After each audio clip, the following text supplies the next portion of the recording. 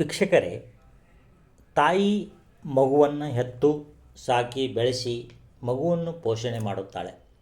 ಹೊಸ ಪ್ರಪಂಚಕ್ಕೆ ಬಂದಾಗೂ ಸಹ ಮಗುವಿನ ಏಳಿಗೆಗಾಗಿ ತನ್ನ ಜೀವನವನ್ನು ಮುಡುಪಾಗಿಟ್ಟಿರುತ್ತಾಳೆ.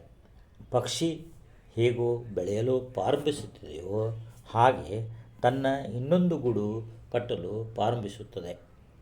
ಹಾಗೆಯೇ ಮಕ್ಕಳು ತಾಯಿಯನ್ನು ಮರೆತು ಬೇರೆ ಮನೆ ಮಾಡಿದಾಗ ಆ ತಾಯಿಯ ವೇದನೆ ಯಾವ ರೀತಿ ಆಗಬಹುದು? ಎಂಥ ವಿಚಿತ್ರ ಈ ಜಗತ್ತು. Please subscribe the video. Thanking you watching my video.